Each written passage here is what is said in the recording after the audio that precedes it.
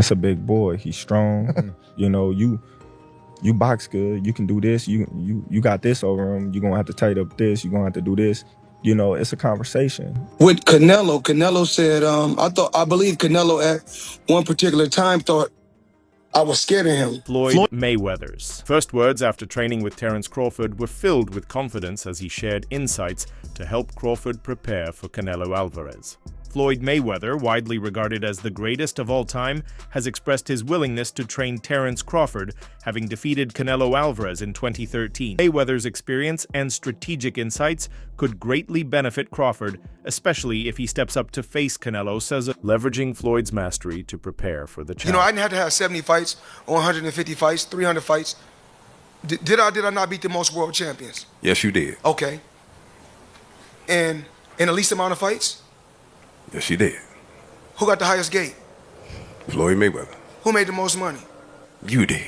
Who was the most accurate fighter of all time? You were. So it's basically saying that... The greatest of all time. Okay. All right. Floyd Mayweather reflected on his fight with Canelo Alvarez, emphasizing his smaller size during the bout, saying, "I probably came in at 151 or 152. Despite the weight difference, Floyd showcased his mastery in the ring, dominating the younger, stronger Canelo with skill, precision, and experience, cementing his legacy as a boxing great." It wasn't my idea. So at one particular time, you guys can, anybody, you can go online and pull this up. It was an article. So with Canelo said, I believe Canelo at one particular time thought I was scared of him, you know, that I was afraid. So he said, Floyd don't want to fight me. I'm willing to meet him at 152 pounds or 152 and a half. And me, I called his bluff and said, if you want to do it, let's do it at 152 or 152 and a half.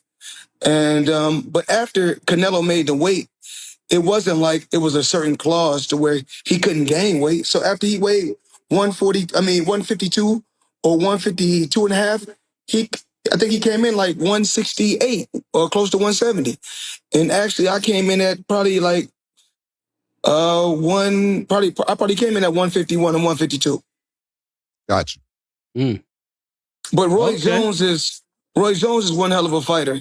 You know, I can't get on here and hate on his skills and knock his skills. He's been through a lot in the sport of boxing, and he's done a lot for the sport of boxing. And I'm absolutely proud of Roy Jones. Floyd Mayweather has recently shared his perspectives on a potential matchup between Terence Crawford and Canelo Alvarez. He has expressed caution regarding this bout, suggesting that Crawford should carefully consider the challenges posed by moving up in weight to face Alvarez. Mayweather's insights are informed by his own experience. Having defeated Alvarez in 2013, he emphasizes the importance of strategic planning and thorough preparation for such a significant fight. Terence Crawford jumping up from 154 to 168 and beating this quote-unquote version of Canelo Alvarez would diminish the accomplishment that Floyd Mayweather accomplished beating his version of Canelo Alvarez. Is it two different versions of Canelo Alvarez? And obviously, Canelo Alvarez is 62 wins, 2 losses, 2 draws, 39 big wins by way of knockout. He's a first ballot Hall of Famer. He is obviously bigger. When Floyd fought him, it was at 152 catch weight, but it had no rehydration clause. So you might as well just say it was at 154. Now, two things they have in common is that Floyd Mayweather was 36, 37 years of age. Terence Crawford is 37 years of age, going on 38. So he'll be 38 when he fights Canelo Alvarez. Floyd had already had 2 fights at 154. He had the fight with Miguel Cotto, and he had the fight with Oscar De La Hoya. Recently, Terence Crawford and Floyd Mayweather visited the gym to watch Shakur Stevenson train, underscoring their support for the rising boxing star. Their presence highlights the strong mentorship and camaraderie within the boxing community. In a recent Las Vegas gym encounter, Floyd Mayweather humorously addressed Eddie Hearn's past comments, questioning his net worth. Mayweather, who has earned over $1.2 billion during his career, lightheartedly showed Hearn some of his accounts to prove his wealth, leading to a friendly exchange between the two. Eddie Hearn was seen engaging in a lively conversation with Terence Crawford and Floyd Mayweather. The trio appeared to enjoy each other's company, sharing laughs and discussing various boxing topics.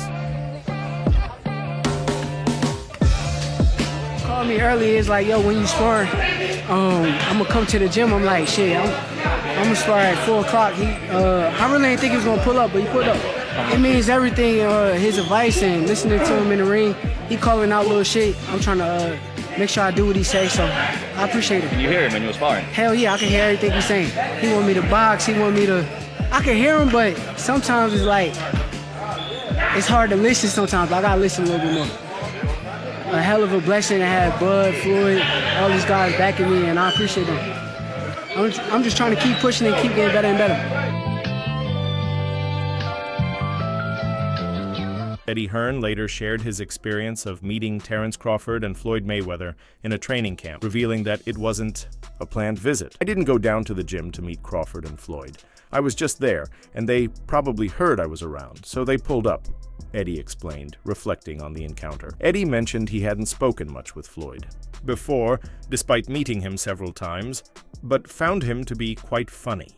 He also joked about being the one to bring out Crawford's personality, claiming he's single-handedly making him the most popular fighter in the world. I was just in the gym. They probably heard I was there, so they wanted to pull up. You know what I'm saying? No, What was that like? Yeah, I mean, I've never really spoke to Floyd before. I've met him half a dozen times, and we've sort of said hello and all that kind of stuff. But actually, he's a funny fucker. He is. And I'm single-handedly making Terence Crawford the most popular fighter in the world, because I am the only one that's ever brought out his personality. True or false? Right? And Terence is one of the top guys in the sport. But even if he wasn't, you'd still say that because your business mind now is working and you're going, I wouldn't say top. I might say top, but he's unbelievably humble. Let me give you an example.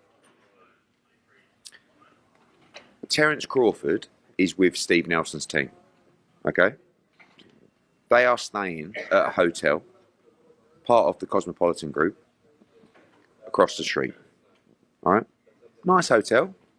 Oh, my hotel, actually. Yeah, okay.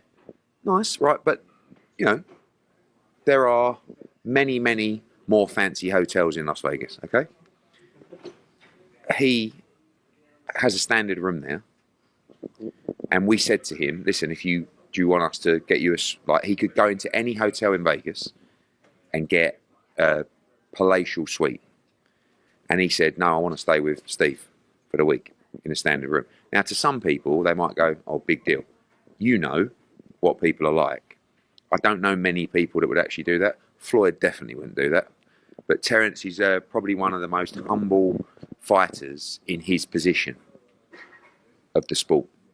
And do you know what I love about being in environments like that last night? The love for the sport. Like Terence is watching Shakur sparred. Shakur sparred 14 rounds. 14 4-minute rounds with 30-second breaks. And Terence and Floyd watched the entire spar. They then went to another ring and watched another, I think it's Ray Ford, and watched another spar.